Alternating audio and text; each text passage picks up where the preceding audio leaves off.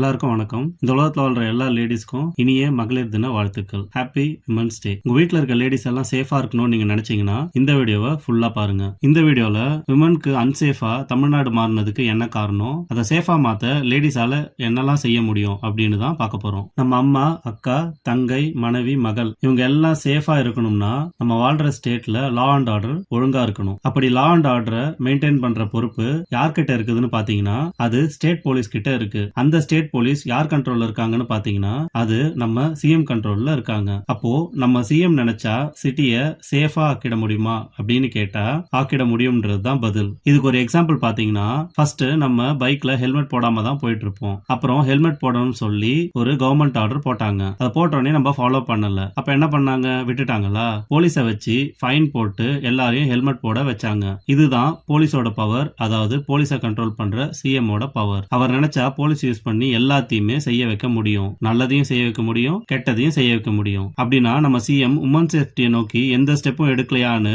ஒரு டவுட் வரலாம். இதுக்கு எடுத்தார் அப்படின்னும் சொல்லலாம், அதுவும் உண்மைதான். எடுக்கலன்னு சொல்லலாம், அதுவும் உண்மைதான். ஒரே குழப்பமா இருக்குல்ல?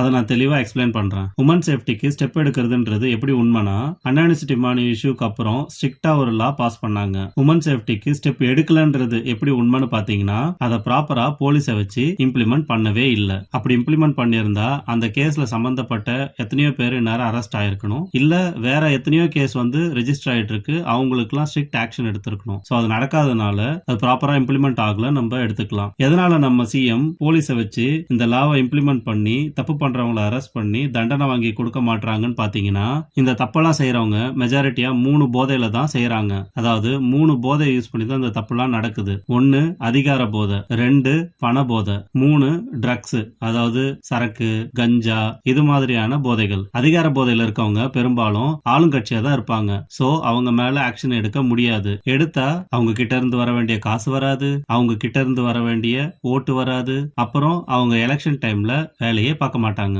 நீங்க கூட்டம் போடுறப்பெல்லாம் மீட்டிங்க்கு ஆள் கூட்டிட்டு வர மாட்டாங்க. இதுக்கு பெஸ்ட் எக்ஸாம்பிள் என்னன்னு பாத்தீங்கன்னா நம்ம அண்ணா யூனிவர்சிட்டி அந்த ஸ்டூடெண்டோட ரேப் கேஸ்ல பேக்ரவுண்ட்ல ஏதோ பெரிய மினிஸ்டர் இருக்கிறதா சந்தேகப்படுது. ஆனா இது வரைக்கும் எந்த ஆக்ஷனும் எடுக்கப்படல. 2வது பண போதையில இருக்கவங்க. கண்டிப்பா இவங்க ஆளுங்கட்சிக்கு ஆதரவானவங்களா தான் இருப்பாங்க. சோ அவங்க மேலயும் ஆக்ஷன் எடுக்க மாட்டாங்க. எடுத்தா என்ன ஆகும்னு பாத்தீங்கன்னா அவங்க கிட்ட இருந்து வர வேண்டிய கட்சி வளர்ச்சி நிதி, அதாவது காசு வராது. இந்த ஒரு காரணத்துக்காகவே அவங்க மேல எந்த ஆக்ஷன் எடுக்காம ஃப்ரீயா விட்டுருவாங்க. 3வது ட்ரக்ஸ், அதாவது மது, கஞ்சா, இந்த மாதிரியான போதையில இருக்கவங்க மேல வேணும்னா ஆக்ஷன் எடுக்க ட்ரை பண்ணுவாங்க. அதையும் முடிஞ்ச அளவுக்கு அவாய்ட் பண்ணி பஞ்சாயத்து பண்ணிடுவாங்க. சில கேசஸ் மேல பஞ்சாயத்து பண்ண முடியாதுன்ற சூழ்நிலையில ஆக்ஷன் எடுப்பாங்க. ஏன் அப்படி எடுக்காம அவாய்ட் பண்றாங்கன்னு பாத்தீங்கன்னா ஒருவேளை அப்படி ஆக்ஷன் எடுத்தாங்கன்னா ட்ரக்ஸ், அதாவது கஞ்சா, சரக்கு, இல்ல அபின், இந்த மாதிரியான போதைப் பொருட்கள் தான் இதுக்கு காரணம்னு தெரிய வரும். அப்படி மக்கள் மத்தியில இந்த ட்ரக்ஸ் தான் காரணம்னு தெரிய வந்துச்சுன்னா அந்த ட்ரக்ஸை எதிர்த்து போராட ஆரம்பிப்பாங்க. அப்படி ட்ரக்ஸை எதிர்த்து போராட ஆரம்பிச்சுட்டா டாஸ்மார்க்ல சேல்ஸ் குறைஞ்சிரும், புழக்கத்துல மத்த ட்ரக்ஸ் எல்லாம் உங்களால விற்க முடியாது. சோ அதனால என்ன நடக்கும்னு பாத்தீங்கன்னா இந்த கட்சிக்கு வர வேண்டிய வருமானம், இல்ல இந்த அரசாங்கத்துக்கு வர வேண்டிய வருமானம் வராம போயிடும். சோ அதை அவாய்ட் பண்ணதான் இவங்க ஆக்ஷன் எடுக்காம தவிர்க்கிறாங்க. சோ இதெல்லாம் காரணங்கள். இது எப்படி நம்ம அவாய்ட் பண்றது? லேடிஸ் நினைச்சா இந்த தமிழ்நாட்டை சேஃபா மாத்த முடியுமா?